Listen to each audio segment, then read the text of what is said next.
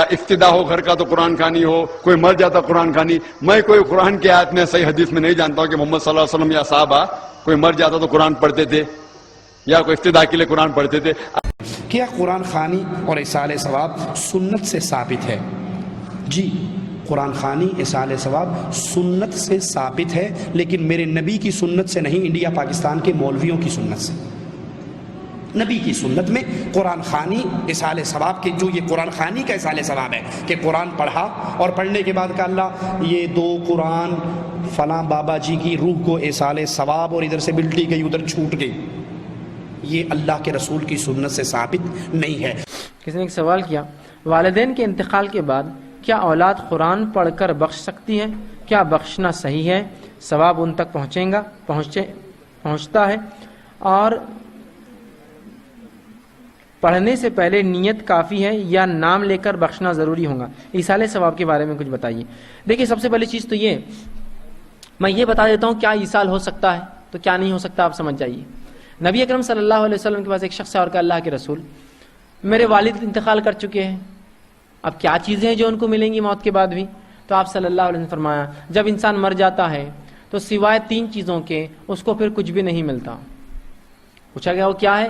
تو کہا پہلی چیز بیان کی، کہا کہ ایسا کوئی کام صدقۃ جاریہ، ایسا کوئی کام کر کے گیا ہو زندگی میں جو مرنے کے بعد بھی انسانیت کو، جانوروں کو، کسی کو بھی نفع پہنچا رہا ہو بعد میں. صدقۃ جاریہ، صدقہ جاریہ. اسکول بنایا، کالج بنایا، مسجد بنائی، مدرسہ بنایا، مکتب بنایا، لائبریریز قائم کی، دواخانے ڈالے جس سے انسانیت شفا ہو رہی ہے، فائدہ اٹھا رہی ہے، اور سڑکیں بنائی، جھاڑ لگائے، کچھ بھی ہو سکتا ہے. صدقۃ جاریہ تو اجر ملے گا. دوسرا فرمائے علم ینفع، ایسا علم جس سے انسانیت کو نفع ہو، نفع بخش، اچھا نالج، چاہے پھر وہ عربی کا ہو، قرآن سکھایا ہو، ہندی سکھایا، اردو سکھایا، میتھمیٹکس سکھایا، جغرافیہ سکھایا، جس سے انسانیت بھلا فائدہ اٹھا رہی ہے. ایسی کتابیں جب تک چلیں گی فائدہ ہوتا رہے گا. تیسرا فرمایا او ولد صالح یدعو لہ، نیک اولاد جو مرنے کے بعد دعائے مغفرت کرے. یہ 3 چیزیں ہی ملتی ہے، باقی اکاؤنٹ بند ہو جاتا ہے. لہٰذا یہاں نماز کا تذکرہ بھی نہیں ہے، یہاں قرآن کا بھی نہیں ہے، تو قرآن پڑھ کر بخشنے کا ثواب بھی نہیں ملتا، نماز پڑھ کے بخشنے کا ثواب بھی نہیں ملتا. اس لیے تو لہٰذا اس کی کوئی دلیل چونکہ نہیں ملتی ہے. نبی اکرم صلی اللہ علیہ وسلم کے زمانے میں ہزاروں ہزار لوگ مارے گئے، آپ نے کبھی نہیں کہا قرآن پڑھ کر بخشو. تابعین کے زمانے میں کئی صحابہ کا انتقال ہوا، کبھی نہیں کیا گیا. تابعین کے زمانے میں کئی تابعین انتقال کر رہے، کبھی نہیں. نہ کسی نے وصیت کی میرے پڑھنے بعد تم قرآن پڑھو. تو پتہ چلا قرآن پڑھ کر بخشنا یہ سنت سے ثابت نہیں ہے، لہٰذا اس عمل کا ثواب پہنچے گا، اس کی کوئی دلیل نہیں ہے. بلکہ اگر کوئی اس کو سنت سمجھو تو یہ بدعت میں شمار ہو جائیں گا جا کر. ٹھیک ہے، کیونکہ ایسی کوئی دلیل نہیں ہے. اگر ہوتی تو رسول اللہ پر صحابہ پڑھتے، صحابہ پر تابعین پڑھتے، تابعین پر تابعین پڑھتے، اور دیگر اسلاف پڑھتے. کسی نے نہیں کیا، مطلب یہ عمل درست نہیں ہوگا. اب بہت سے لوگ بولیں گے نہیں، امام احمد بن حنبل رحمہ اللہ کا تو قول ہے کہ نماز 2 رکعت نفل پڑھ کے اس کو بخشا جائے، قرآن پڑھ کے بخشا جائے. امام احمد بن حنبل رحمہ اللہ کا قیاس اسی حدیث پر تھا کہ جیسا حج اور عمرہ ہوتا ہے لہٰذا قرآن اور نمازیں ملتی ہوں گی. لیکن اہل سنت والجماعت اور دیگر کا عقیدہ اور یہ مسلک یہ تھا کہ جن چیزوں کے بارے میں خاص بتایا گیا وہی ہوں گی. اگر سب ہوتی تو رسول اللہ بیان کر دیتے تھے کہ تم حج بھی کرو. جیسا کوئی آیا کہ اللہ کے رسول میرے والد کا حج باقی تھا، ان کی نیت تھی میں کروں کیا، تو آپ نے کہا کرو. تو آپ یہی بتا دیں حج بھی کر لے، عمرہ بھی کر لے، نماز بھی پڑھ لے، روزہ بھی رکھ لے، سب کچھ کر لے، اس لیے کہ مل جاتا ہے ثواب. آپ نے صرف کہا ٹھیک ہے کر لے. تو بدنی عبادتیں صرف جو بتائی گئی شریعت میں وہی ملتی ہے، ٹرانسفر ہوتی ہیں، باقی نہیں ملتی. تو لہٰذا قرآن کے تعلق سے کوئی دلیل رسول اللہ صلی اللہ علیہ وسلم سے، اس کے بعد صحابہ سے، تابعین، تبع تابعین اور سلف صالحین سے نہیں ملتی. یہ ٹرانسفر ہوتا ہے.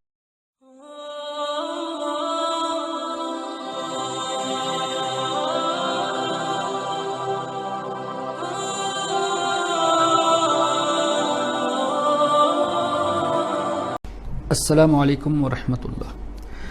کیا قرآن کریم پڑھ کر یا قرآن کریم کی کچھ صورتیں پڑھ کر مردوں کے لیے ایصال ثواب کر سکتے ہیں؟ جی ہاں، بالکل کر سکتے ہیں، اور احادیث طیبہ میں اس کا ثبوت واضح طور سے ملتا ہے، اور صحابہ کرام رضوان اللہ علیہم اجمعین کا عمل بھی اس پر ہمیں ملتا ہے.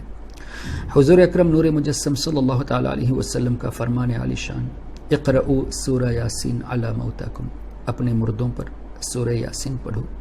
یہ حدیث پاک مسند امام احمد بن حنبل میں ہے، ابو داؤد شریف میں ہے، ابن ماجہ شریف میں ہے، اور المستدرک علی الصحیحین امام حاکم نے بھی اس حدیث پاک کو نقل فرمایا.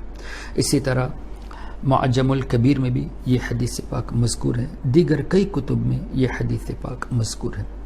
اور بھی حضور اکرم صلی اللہ تعالیٰ علیہ وسلم کے فرمان، جیسا کہ میت کو دفنانے کے بعد سرہانے کی طرف سورہ بقرہ کی شروع کی آیات الف لام میم سے لے کر اولئک علی ھدی من ربہم واولئک ھم المفلحون، اور 35 کی طرف آمن الرسول سے لے کر سورہ بقرہ کے آخر تک پڑھنے کا تذکرہ حدیث پاک میں ملتا ہے۔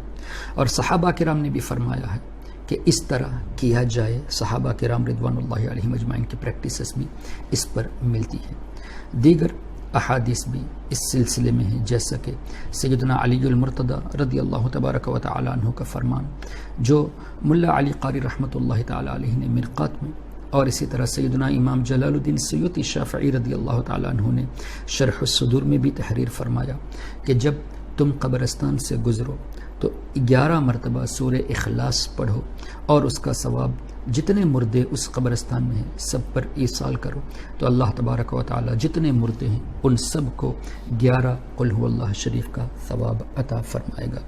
اسی طرح ملا علی قاری رحمۃ اللہ تعالی علیہ نے اپنی مرقات میں یہ بھی تحریر فرمایا کہ انصار کا یہ معمول تھا کہ ان کے درمیان کوئی جنازہ ہوتا تو وہ قبر پر جاتے اور قرآن کریم کی تلاوت فرماتے۔ اللہ اکبر۔ جو لوگ اس کا انکار کرتے ہیں ان کے پاس کوئی ایسی دلیل نہیں جس سے یہ ثابت ہو کہ قرآن پڑھنا منع ہے، یا سورہ یاسین شریف پڑھنا منع ہے، یا سورہ فاتحہ شریف پڑھنا منع ہے۔ یہ بدعات کہتے ہیں، ہر چیز پر بدعت بدعت کے نعرے لگا کر خود بھی اچھے اعمال سے دور ہیں، دوسروں کو بھی اچھے اعمال سے دور کرتے ہیں۔ پھر ان کے پاس ایک حدیث جو یہ پیش کرتے ہیں کہ حضور صلی اللہ علیہ وسلم کے فرمان عالی شان کے مطابق صرف 3 چیزیں مردے کو فائدہ دیتی ہیں، ایک صدقہ جاریہ، ایک علم نافع جس سے لوگ فائدہ اٹھائیں، اور ایک نیک اولاد جو والدین کے لیے دعائیں مغفرت کرے۔ اس حدیث سے بھی ہمارا موقف ثابت ہوتا ہے، چونکہ وہاں بھی یہ بولتا ہے مگر سمجھتا نہیں۔ ان کا یہ کہنا کہ اس حدیث پاک میں صرف 3 چیزوں کا تذکرہ ہے، قرآن کریم کا تذکرہ نہیں، تو ان سے کہا جائے کہ وہ علم جس سے لوگ فائدہ اٹھائے اس میں قرآن کریم بھی شامل ہے، تو ظاہر ہے جس کو اس نے علم سکھایا وہ جب دوسروں کو علم پڑھائے گا، قرآن پڑھائے گا، تلاوت کرے گا، تلاوت کرائے گا، تو یقیناً اس کا ثواب مردے کو ملے گا۔ تو اسی حدیث سے یہ مسئلہ بھی واضح طور سے ثابت ہوتا ہے۔ اللہ تبارک و تعالی ایسے شریر جاہل لوگوں سے ہم سنی مسلمانوں کی حفاظت فرمائے۔ قوم مسلم میں اللہ تبارک و تعالی یہ جذبہ عطا فرمائے کہ لوگ عقائد پڑھے اور ان کے اعتراضات کو بھی پڑھے اور اس کے جواب بھی سیکھے، تاکہ خود اپنے ایمان کو بھی بچا سکے اور دوسروں کی بھی اصلاح کر سکے۔ السلام علیکم ورحمۃ اللہ وبرکاتہ۔